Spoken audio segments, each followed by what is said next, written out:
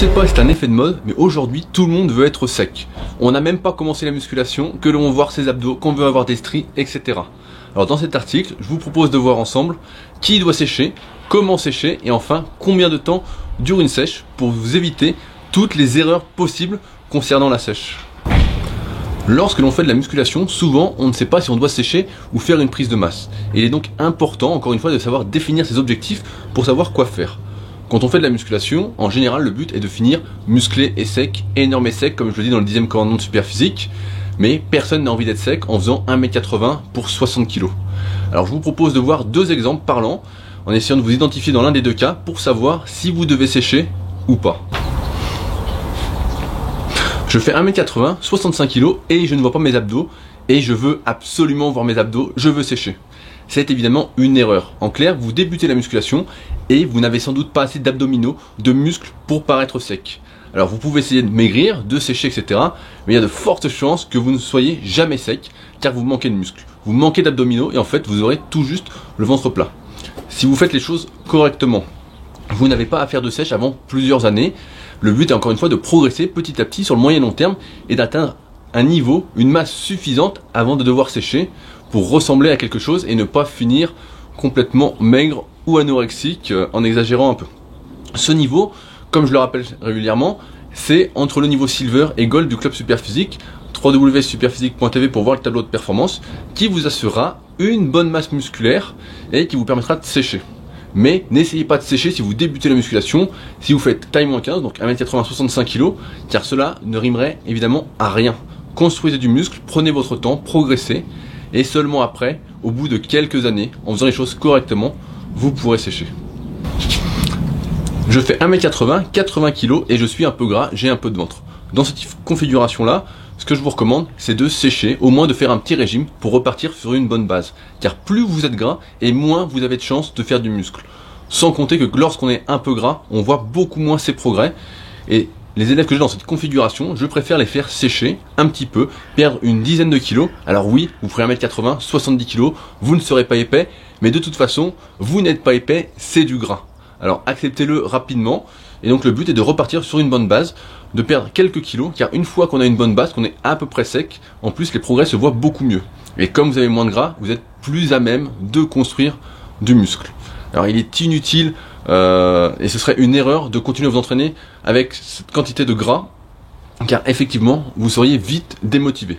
Donc prenez votre temps, séchez tout doucement, et progressez à l'entraînement, et petit à petit, vous aurez votre bonne base, et vous pourrez ensuite regrossir tout doucement. C'est le maître mot. Je fais 1m80, 100 kg et je suis bien gras. Que vous débutiez ou non, vous devez sécher, perdre du poids. Alors si vous débutez, la question ne se pose pas. Vous allez sécher, maigrir petit à petit, sans avoir de problème psychologique sur la perte de poids. Au contraire, vous allez voir que vous avez le contrôle de votre corps et c'est quand même vachement sympa. A l'inverse, si cela fait plusieurs années que vous faites de la musculation, que vous êtes battu pour être gros entre guillemets, ça va sans doute être difficile de perdre des kilos. Mais comme le disait très justement Michael Gundil quand je débutais la musculation, le gras est le leurre du naturel. Donc n'ayez pas peur de perdre du gras, de perdre en gabarit, cela n'était que du gras. Perdre du muscle, cela arrivera petit à petit en fin de sèche, mais tant que vous êtes bien gras, que vos abdos ne sont pas encore visibles, vous allez surtout perdre du gras et non pas du muscle, même si vous croyez que c'était du muscle. Donc si vous êtes gras, de toute façon il faut sécher, comme je disais, pour avoir une bonne base et pouvoir ensuite progresser, prendre plus de muscle, plus de force et avoir une marge de manœuvre sur la diète pour pouvoir manger un peu plus lorsque l'on stagne à l'entraînement pour débloquer la situation, sinon vous serez vite bloqué. Disons-le clairement tout de suite, il n'existe pas de meilleure période pour sécher. Et c'est une grosse erreur que de vouloir sécher chaque année. Ceux qui sèchent chaque année le savent bien. Lorsque l'on perd du poids, on perd des kilos, on est moins efficace à l'entraînement, on progresse beaucoup moins, voire on régresse, notamment sur l'exercice de développé. Tous ceux qui ont fait une sèche un jour dans leur vie vous le diront, on est vraiment crevé, on perd des mois de progression et cela ne revient pas comme par magie, comme on l'entend dire bien souvent. La mémoire musculaire, oui, mais pas à 100%.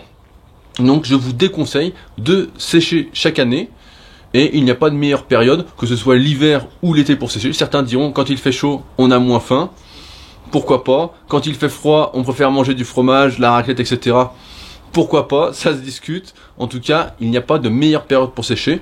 Et encore une fois, ce qui compte, c'est de suivre une bonne diète toute l'année pour éviter de prendre trop de gras, de progresser pendant quelques temps, quelques années, avant de devoir sécher. À titre d'exemple, je n'ai pas fait de sèche avant ma 5e année d'entraînement. J'avais ma diète de base où je progressais régulièrement sur mes performances, etc. Et donc j'ai attendu 5 ans avant de faire ma première sèche. Et maintenant j'essaye de sécher tous les 2 à 3 ans sans me prendre la tête, sans avoir à préparer l'été, parce que justement ma diète est bonne, est adaptée à moi et ne me fait pas prendre excessivement du gras. Donc c'est pourquoi l'hiver ou n'importe quelle autre période n'est pas un prétexte à manger n'importe quoi pour sécher l'été. C'est la meilleure façon de ne jamais exploiter votre potentiel de progression et de prendre du muscle, etc. De manière intéressante, si on peut dire. Donc faites les choses correctement. Ceux que ça intéresse, regardez la vidéo La meilleure diète de musculation où j'explique comment déterminer la meilleure diète pour chacun. Si vous devez sécher, n'oubliez pas que vous n'êtes pas devenu gras du jour au lendemain et que pour perdre du gras, perdre du poids, il va falloir du temps. Si cela fait 25 ans que vous êtes gras, vous n'allez pas perdre 15 kilos en 2 mois, à moins de faire un régime souple, ce qui est une très très grosse erreur pour perdre un maximum de muscles et un minimum de gras. Donc je vous le déconseille. Par contre, j'ai une mauvaise nouvelle à vous annoncer. Si vous pensez être sec en perdant 5 kilos, vous pouvez compter le double. Souvent, on sous-estime le nombre de kilos que l'on a à perdre. On ne s'imagine pas que c'est du gras et non pas du muscle. Malheureusement, comme je disais, c'est le leurre du naturel, ce gras, qui nous donne l'impression d'avoir du muscle alors que ce n'est pas le cas.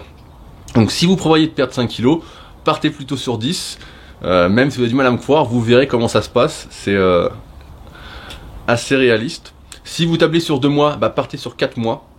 Encore une fois, tout va se faire progressivement. C'est comme pour la prise de muscle. Sécher, ça se fait petit à petit. Vous n'allez pas perdre 8 kilos par mois.